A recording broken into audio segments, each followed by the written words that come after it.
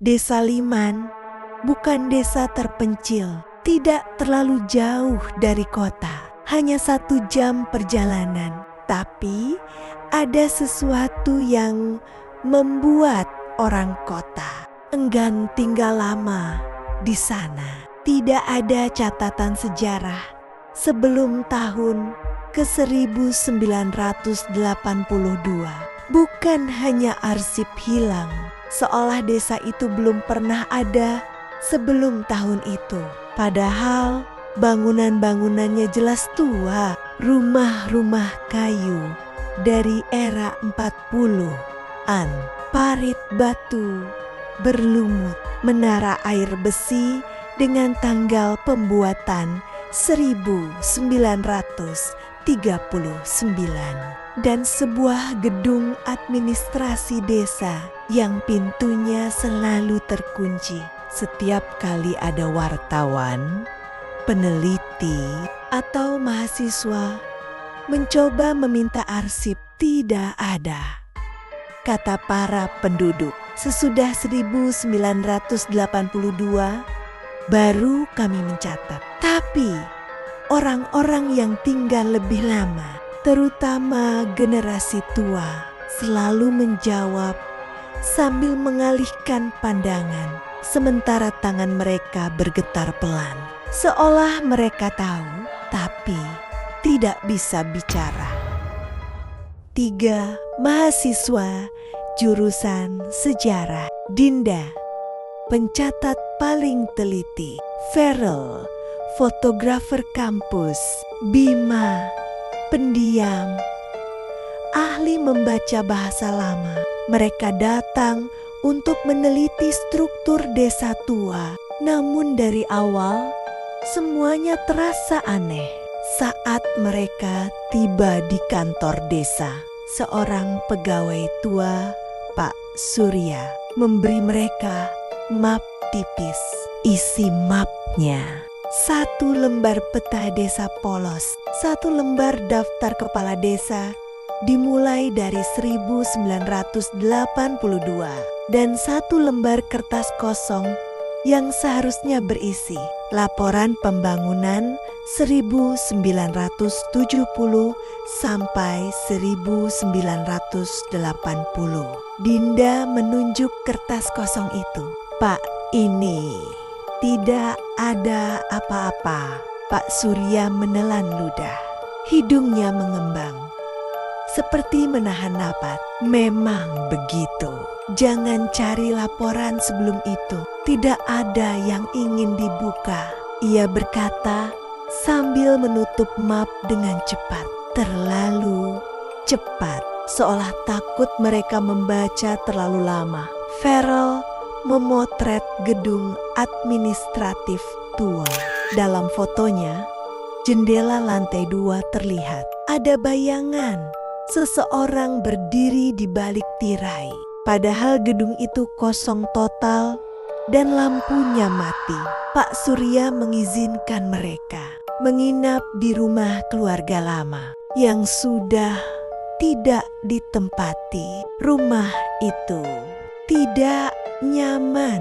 Begitu masuk, mereka mencium bau aneh, bau kertas yang terlalu lama disimpan, dan bau air seperti ruangan yang pernah terendam. Lantainya dingin, terlalu dingin dibanding suhu luar. Dinda menemukan sesuatu di bawah meja lama. Sebuah kayu papan nama bertuliskan Arsip Desa Liman 1942 sampai 1981, dan di belakangnya ada bekas tulisan lama yang dicoret. Jangan ditampilkan. Bima melihat coretan itu tergores dengan kuku manusia. Malam pertama mereka tidak bisa tidur karena dari dapur terdengar suara. Seperti ada air menetes dari langit-langit. Tapi ketika diperiksa, tidak ada air, tidak ada keran, tidak ada kebocoran. hanya noda besar di langit-langit, seperti sesuatu pernah menggenang di sana. Keesokan paginya, mereka mencari mantan penjaga arsip desa yang sudah pensiun, Nenek Laras, usia 83 tahun. Ia tinggal sendirian di rumah yang dindingnya dipenuhi kaligrafi tulisan tangan yang berulang. Jangan catat tahun itu, jangan catat tahun itu, jangan catat. Dinda perlahan mendekat. Nek, ada apa dengan arsip? Sebelum 1982, Nenek Laras berhenti merajut. Tangannya berhenti di udara, seolah tubuhnya mengerah sesaat. Matanya memandang jauh, tidak ke mereka, tapi ke masa lalu. Kalian tidak boleh menggali tahun itu. Tahun itu hilang karena sebab ada sesuatu yang menelan desa, dan desa menelan balik. Farel bertanya hati-hati, apa yang menelan? Nenek Laras menggerakkan bibirnya pelan. Airnya. Bima mengernyit. Air.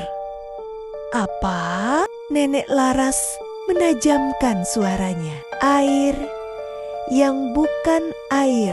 Air yang kembali membawa nama-nama yang hilang. Tangannya gemetar. Ia menunjuk keluar rumah, ke arah lembah.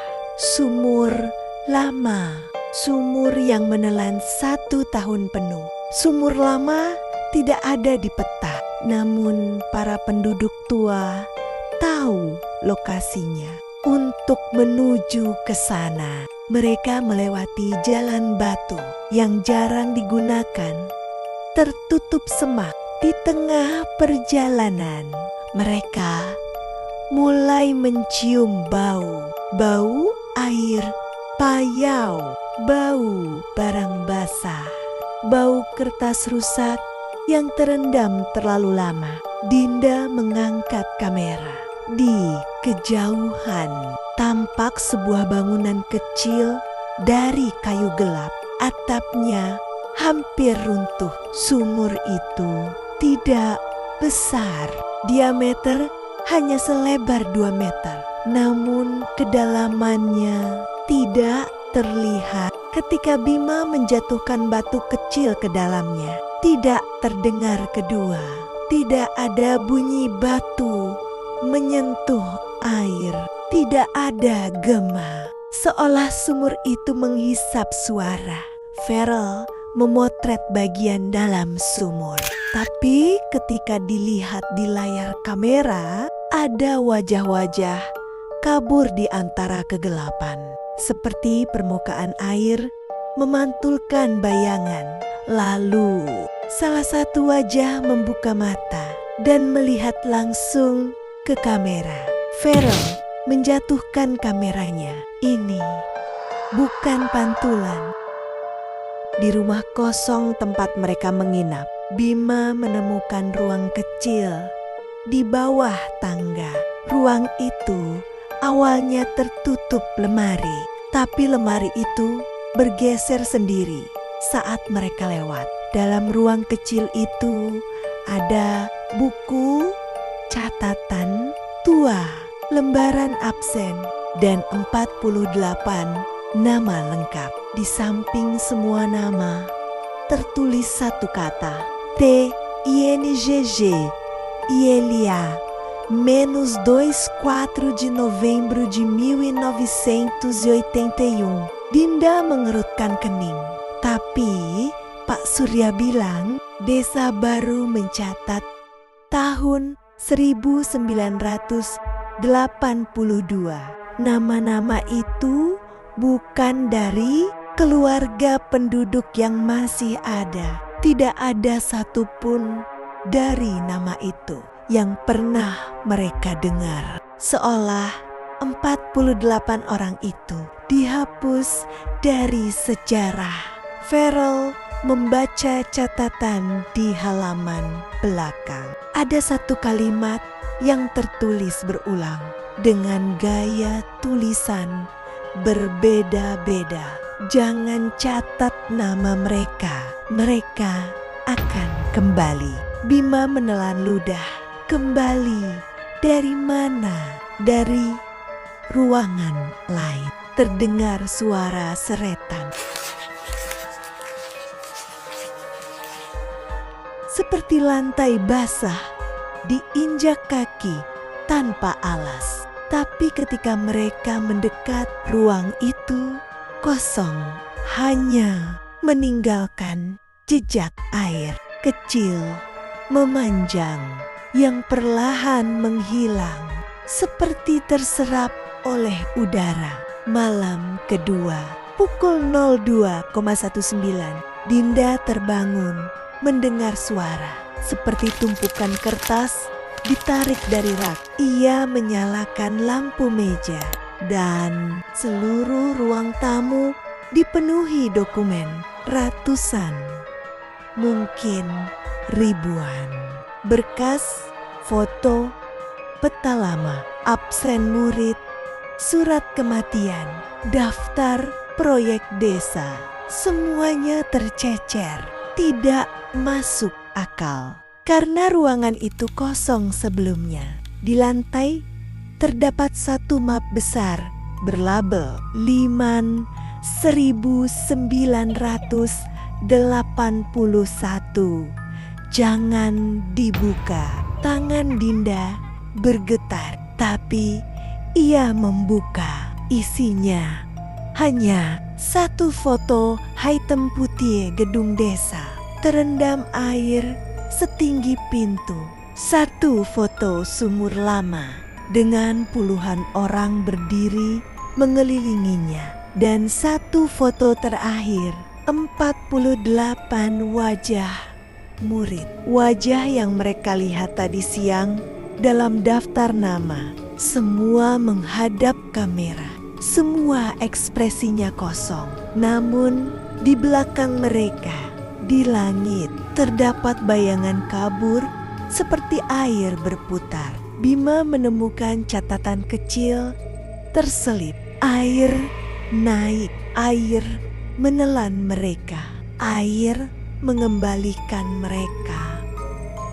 Pak Surya akhirnya mengaku ada satu orang yang masih hidup dari peristiwa itu. Kepala desa tahun ke-1981. Namanya Pak Wiryo. Ia tinggal di rumah paling jauh, dekat hutan. Rumah itu gelap, tidak ada listrik, dan jendelanya ditutup papan. Pak Wiryo menatap mereka lama. Matanya kusam dan penuh ketakutan. Ia berkata, "Kalian melihat arsip 1981. Berarti mereka sudah mulai mengikuti kalian." Dinda mencoba menjelaskan, tapi ia mengangkat tangan. Tidak ada kata kebetulan dengan sumur lama. Air itu bukan bencana alam. Air itu makhluk. Farel hampir tertawa. Tapi Wiryo melanjutkan, tahun itu hujan tidak berhenti. Desa tenggelam perlahan. Sumur meluap. Orang-orang yang tinggal terlalu dekat hilang satu persatu.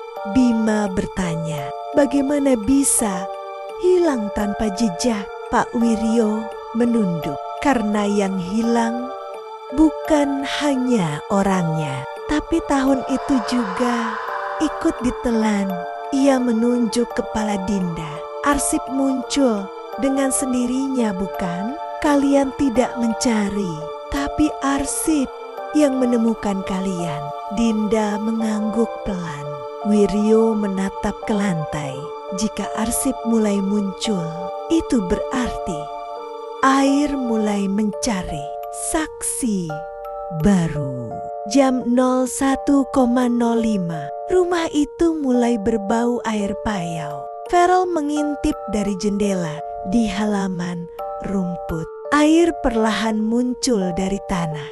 Tidak seperti hujan, tapi seperti sumur yang meluap dari bawah. Air itu bening, diam, tidak menghasilkan suara. Lalu di permukaan air muncul bayangan. 48 bayangan orang berdiri tegak menghadap ke rumah. Bima mundur ketakutan. Itu nama-nama di daftar. Dinda berbisik, mereka datang. Farel hendak merekam, tapi kamera mati. Tiba-tiba rumah berderak. Dari bawah lantai terdengar suara seperti sesuatu yang berenang perlahan. Lalu lantai bergelombang, kayu-kayunya melenting seperti permukaan air. Dinda berteriak, "Kita harus keluar!" Tapi begitu mereka membuka pintu depan, air sudah melingkupi tanah setinggi lutut. Dan dari kejauhan, 48 bayangan itu mulai berjalan. Tidak cepat, tapi pasti menuju mereka. Esok pagi, rumah itu ditemukan kosong. Tidak ada tanda pertarungan, tidak ada jejak kabur. Hanya sepatu Dinda di beranda. Kamera Farel mengambang di baskom berisi sedikit air dan buku catatan Bima. Halaman terakhir berisi tulisan terburu-buru. Arsip tidak hilang, arsip memilih. Sebentar lagi giliran kami. Desa Liman kembali seperti biasa. Penduduk tidak bertanya banyak dan seperti biasa setiap malam dari arah sumur lama terdengar suara seperti sesuatu yang masih lapar memanggil nama lain untuk ditelan.